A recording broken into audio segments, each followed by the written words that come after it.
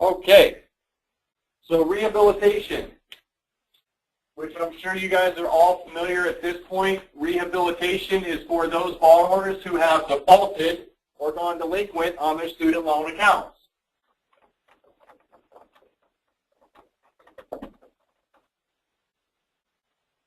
Now, when you have a borrower who is delinquent or in default on their accounts, you're going to have a few different scenarios. You can have borrowers who are being garnished, meaning they are taking, excuse me, I can't spell here. You're going to have clients who are being garnished, meaning they are either going to be having a portion of their paychecks taken each month, or they're going to be on a tax offset list, meaning they're getting their tax returns taken each year when they file their taxes. For those that are being garnished, they can be garnished up to 25% of their paycheck, which, as you can imagine, probably isn't very easy for them to afford their bills when they're having that much money taken out of their paycheck just for student loans. So they'll either be garnished or they'll be to a point where they're not in garnishment and they're just behind. So let me go back a step before I get into the rehab. So, for instance, you have a borrower with a payment due. I'm going to do a little timeline here. So you have borrower's first payment is due today. Okay? Borrower doesn't make their payments. 30 days. Now they're delinquent. Borrower hasn't made their payments for another 30 days. Now they're 60 days delinquent. Haven't made it for another 30 days. They're 90. And they just keep not making the payments. 120 days past due. 150 days past due until they reach here. 180 days past due, which means they go into a permanent default.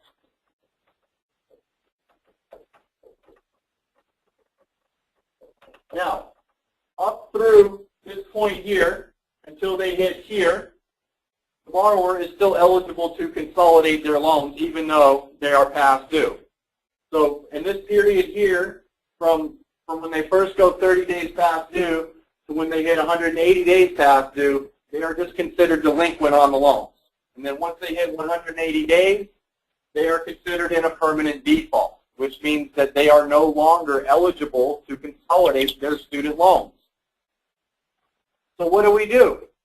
We're here to get these people out of default. Okay?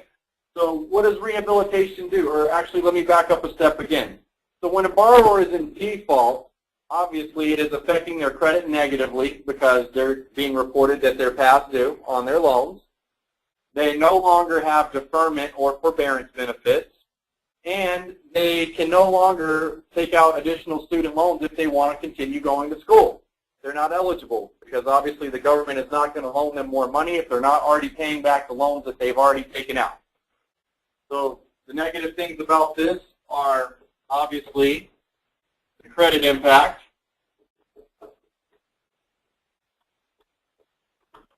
And you have no forbearance or deferment.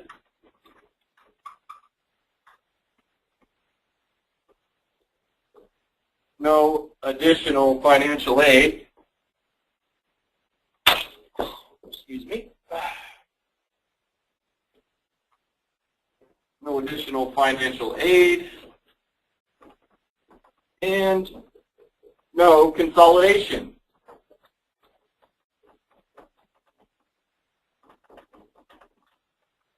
So whenever someone goes into default, again, it affects their credit negatively, takes away their forbearance and deferment benefits, meaning they can no longer put their payments on hold if they're in a financial struggle, and they can get no additional financial aid, and worst of all, they can't consolidate their loans. So with that being said, rehabilitation is available. Now, what rehab does, it is typically a 6 to 9 month program. In most cases, it's going to be 9 months because most of your borrowers you find are going to be pretty past due on their loans and haven't made payments for quite some time. So what we do for rehabilitation is we actually go in and we communicate with the defaulted loan guarantor agencies that now hold the loans. And what we do is we negotiate a rehabilitation plan to get the borrower's loans out of default.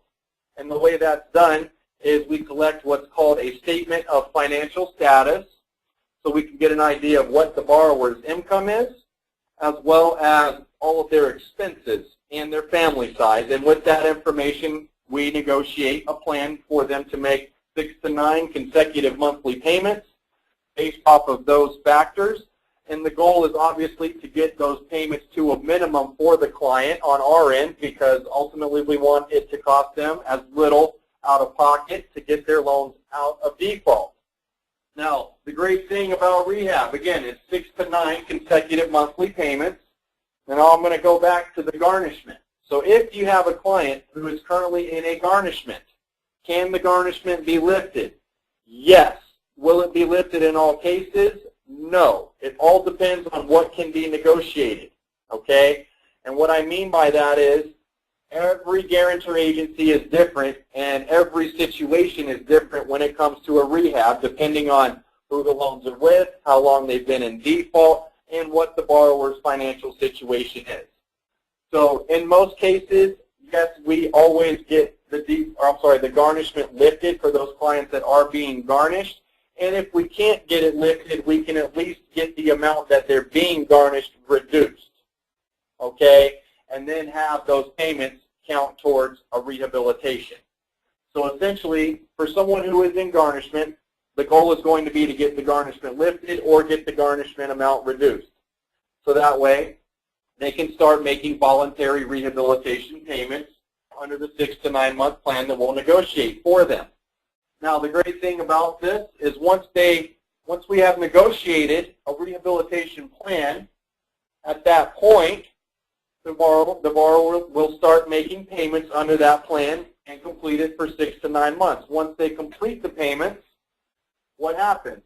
The loans come out of default. So the default is lifted. Not only is the default lifted, delinquencies are removed from their credit as if they were never past due.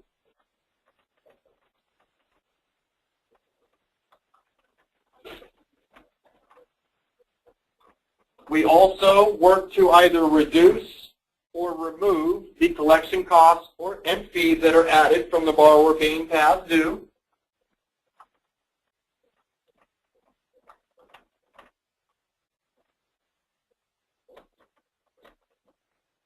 And at that point, once they complete rehab, they are then eligible to consolidate their loans into a more manageable payment, because obviously they're in a situation where they couldn't afford those payments, otherwise they would have never gone into default to begin with. So they can then consolidate, and they're eligible for their deferment forbearance benefits at that point as well too, and they can also take out additional financial aid if there are someone who is trying to get back into school. So main thing, just to review rehabilitation again, is that it is a 6 to 9 month program where we negotiate good faith payments on the client's behalf with the servicers that hold the defaulted loans. They make those payments again for 6 to 9 months. Once that plan is completed, all of the delinquencies that were reported on the client's credit are going to be removed as if they were never past due. It will also remove or reduce the collection costs and fees through our negotiation, as well as put them in a situation where they can then consolidate or take advantage of deferment forbearance if they need to do that, or if they want to then resume the regularly scheduled monthly payments, they can also do that as well once the default is lifted. Now, the good thing is that everyone you put through rehab is also going to be a potential to consolidate, because obviously once they complete rehab, we want to then enroll them into a consolidation program so that they can get affordable payments and don't have to ever go through rehabilitation again. Okay, so that is pretty much rehabilitation in a nutshell. As far as how it works, what it does for the client, the benefits, how it affects them negatively if they don't do it, and how it affects them positively when they do complete it. So does anyone have any questions about rehabilitation?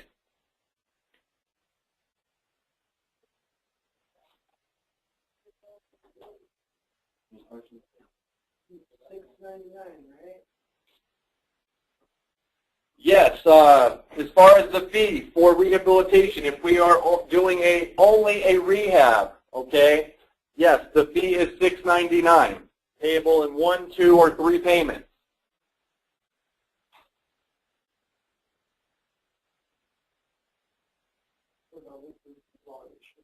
Now, in the event that you have a client who has both defaulted loans as well as current loans, in a situation like that, we can do a rehabilitation and a consolidation.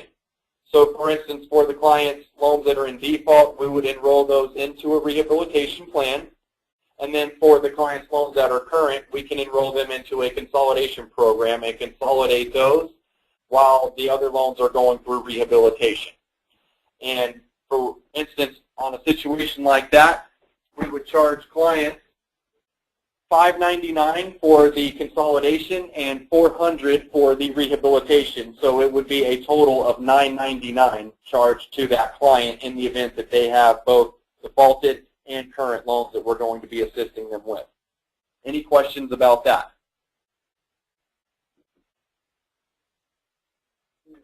What percentage of our clients that call me rehab? What percentage of our clients that call need a rehab? That is a great question. It's going to vary. I would say maybe 38% of clients that call in maybe need a rehab, but every situation is going to be different. So you'll run into those as obviously you're talking with them on the phone. You'll be uncovering exactly what the client's loan situation is as we are pulling the loans to determine who their loans are with, the status, and things of that nature when putting together a quote for the client.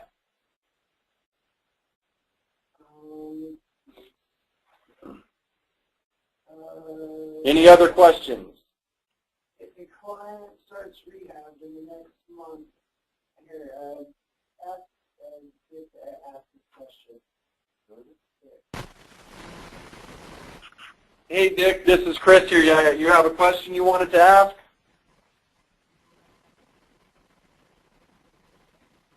Hello, Dick?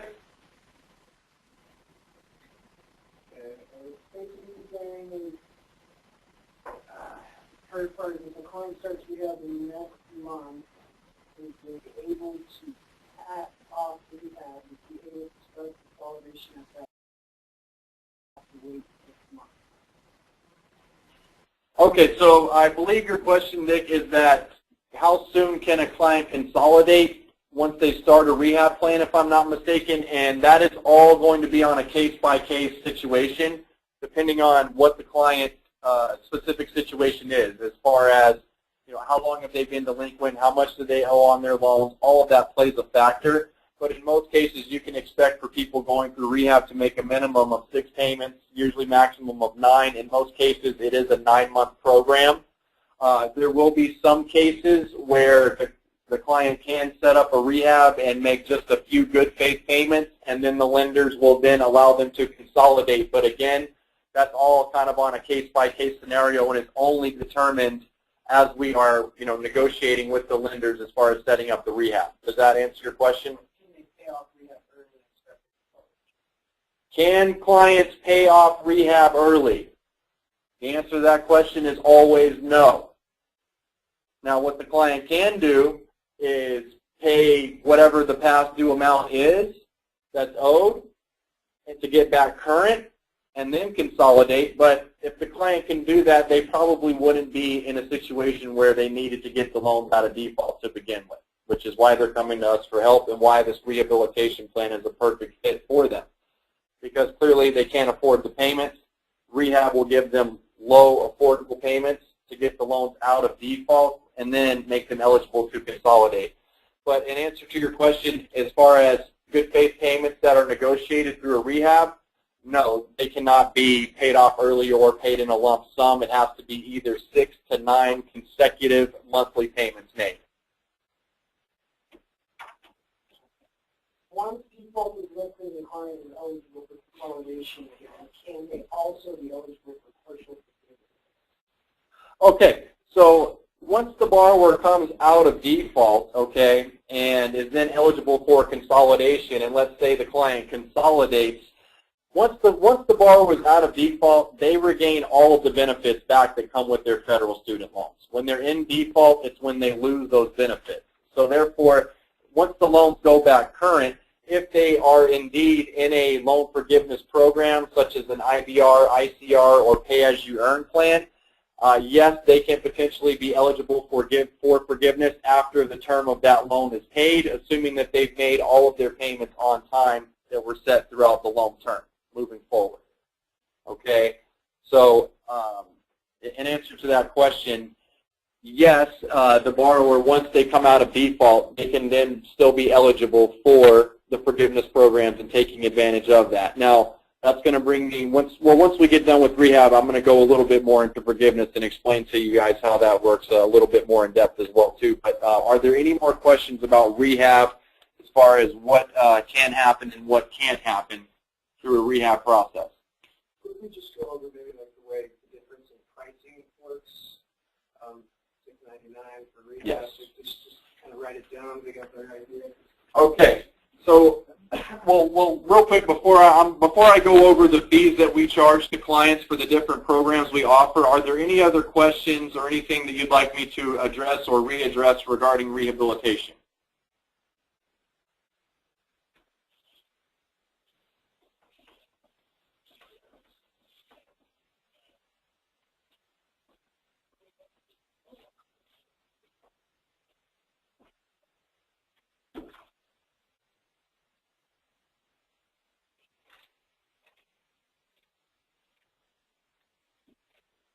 All right. Any questions, Sean? No, we're good. No? Okay. All right. So since no one else has any questions about rehab, we're going to move on to the next topic, which is going to be the program fees that we charge clients.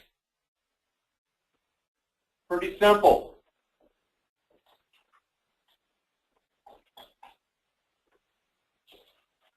So for instance, if we have a client who has all defaulted loans, we're going to put them in a rehabilitation plan. So for rehabilitation, it is a charge of $6.99 every time, no more, no less.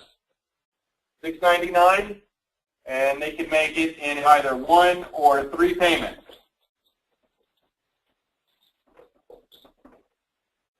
That is for rehab. Any questions about that?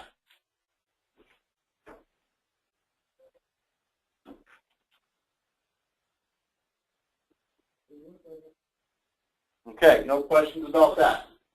Next scenario, we're going to have a client that has defaulted loans and also has current loans, which means they need a rehab and a consolidation.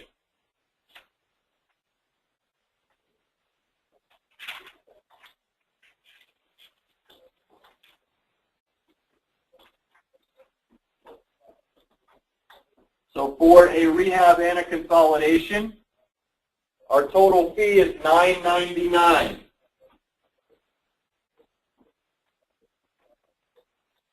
And how that breaks down is that it is $400 for the rehab contract, and it's going to be $5.99 for the consolidation contract.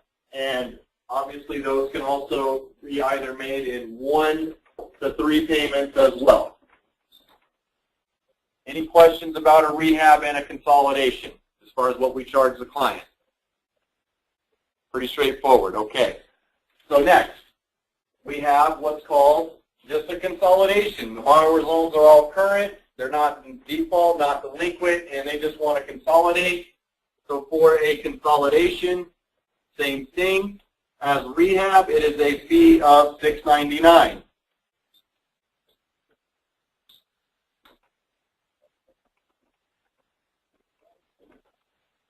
Also, made payable in either 1 to 3 payments.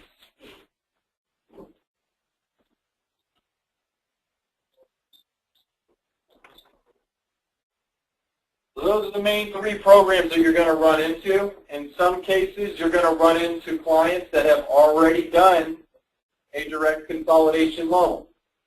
And for those clients that have done a direct consolidation loan, perhaps maybe they went into an extended, fixed plan, an extended graduated plan, whatever the case may be. And let's just say that they don't like the payments or can't afford those payments moving forward. Well, we can also do what's called a repayment plan change, because you may be able to provide the borrower with options under one of the income-driven programs that may be more affordable than the plan that they consolidated into. So when we are doing a repayment plan change, we only charge the client $399. Or is it $299, Sean? For repayment plan? $299, right? Yeah. Excuse me. I take that back. Not $399. It's $299.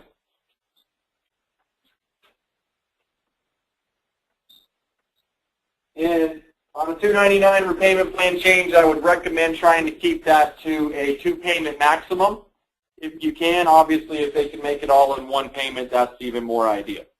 So these are the different company programs that are offered to consumers as far as what we enroll them into. So you either have rehabilitation, rehabilitation and consolidation, consolidation, or a repayment plan change. So there's 4 programs. Pretty cut and dry as far as that goes, depending on what the situation is with the client's loans and whether or not they've already consolidated or not. So are there any questions about the program fees that we charge to the clients?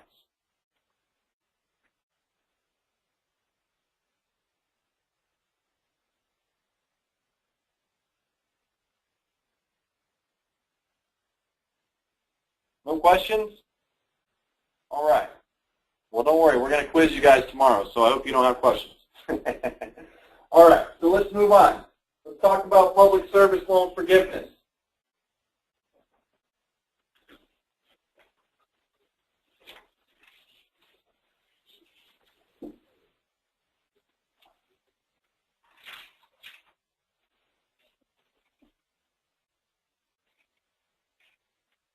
So public service loan forgiveness, get familiar with this abbreviation. PSLF, public service loan forgiveness. As a matter of fact, let me pull up my cheat sheet here. This will just be a little easier for me to read this directly to you guys. Well, not read it, but go through it with you, should I say.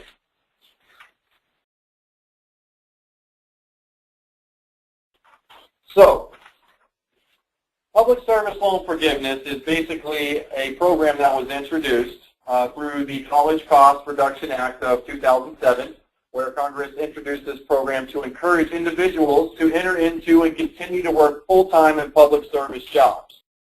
Now, under this program, borrowers may qualify for forgiveness of the remaining balance due on their eligible federal student loans after they have made 120 payments under certain circumstances while repaying and working full-time for certain public service employers. So since the borrowers must make 120 monthly payments on their eligible federal student loans beginning after October 1st, 2007, that will be the time that when, because the program went into effect in 2007, the earliest where we will see loan cancellations and balances forgiven won't be until the year October 2017, okay, since the program was introduced in October 2007. Now, under this plan, it's pretty simple. What it means is that if they work in a public service field, and you have your packet there, the Understanding the Consolidation Process, I want you guys to get familiar with the types of jobs that qualify, and I'm going to go through that real quick here. But before we do that, let's go over the requirements. So essentially, as I mentioned, they have to make 120 separate monthly payments. So public service, 120 payments. I got a quick question. Are we used to explain the $695 per month charge also? $695. Yeah. Is that That's a question. a question? Okay. Yes, I'm going to go back to RAM after we talk about public service, so that'll be a question I address when we're talking about RAM. Okay. So just bear with me, and we'll address that as we get to that section of the training. So, public service loan forgiveness, 120 payments. that they have to make in order to be eligible, okay? Any payments made earlier do not count. Each of the 120 payments must be made for the full scheduled installment amount within 15 days of the due date. All right, so payments made within 15 days of the due date that the payment is actually due. Meaning, don't pay the payment late, otherwise you ruin your chances of public service loan forgiveness.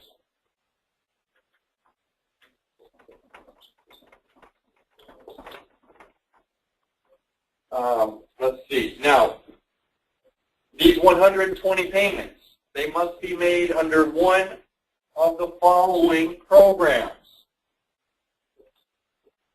IBR, ICR, or pay as you earn, which those are the income-driven forgiveness programs that we went over prior.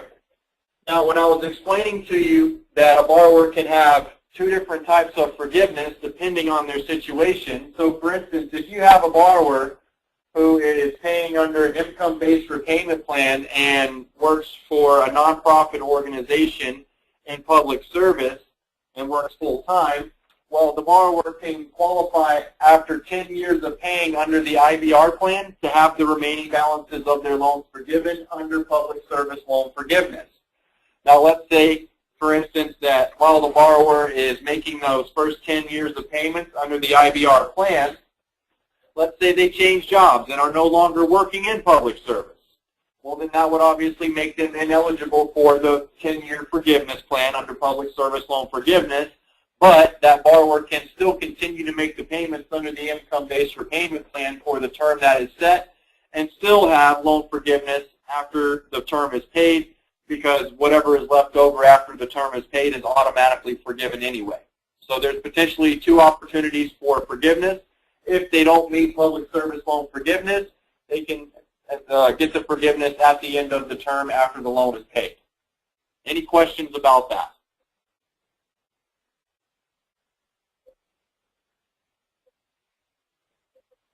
Any questions on this, Sean?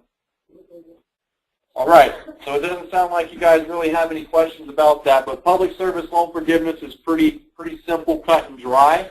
Again, it has to be made, payments have to be made under an IBR, ICR, or pay-as-you-earn plan. They have to make 120 on-time payments while they're employed full-time, and the payments have to be made within 15 days of the payment due date, okay, in order for them to qualify for that. That's why we suggest that the borrowers set up automatic payments, so that way they don't risk, not being eligible for that program, assuming they meet that criteria. So with that being said, what types of jobs will qualify? And I'm going to just run through this briefly rather than writing all this on the board, but basically you have borrowers that are working in a full-time position by a public service organization or must be serving in a full-time AmeriCorps or Peace Corps position in order to be eligible for this plan. And what that means is that they can work for a federal, state, local, or tribal government agency, organization, or entity, which includes most public schools, colleges, and universities, or a public child or family service agency. That's one category. Another category is they can also work for a nonprofit organization under Section 501c3 of the Internal Revenue Code that is exempt from taxation under Section 501a.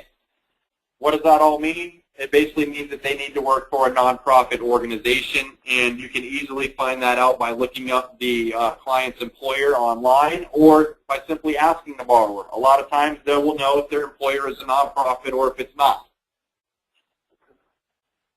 And then as far as a nonprofit, that does also include most not-for-profit private schools, colleges, and universities, or a tribal college or university. So that would be a second category. And then a third category would be a private organization that is a for-profit business, a labor union, a partisan political organization, or an organization engaged in religious activities, unless these qualifying activities are unrelated to religion instruction, worship, or any form of proselytizing. And that provides and that provides the following public services. So under that category, they can work in emergency management.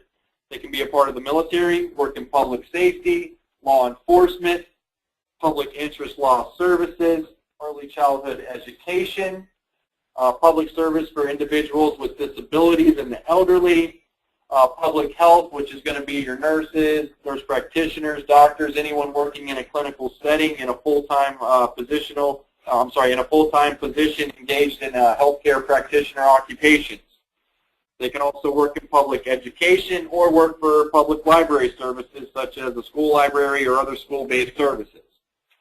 So essentially, in a nutshell, for public service, they have to work for a nonprofit type of organization or work for a federal, state, local, or tribal government organization under these following categories that you have there in your Getting Started package. So get familiar with that. And again, it's easy to determine whether or not they're eligible for public service just by finding out what they do for a living and who their employer is. That should be able to give you an idea whether or not they can potentially be eligible for public service loan forgiveness or not. So with that being said, any questions about public service loan forgiveness?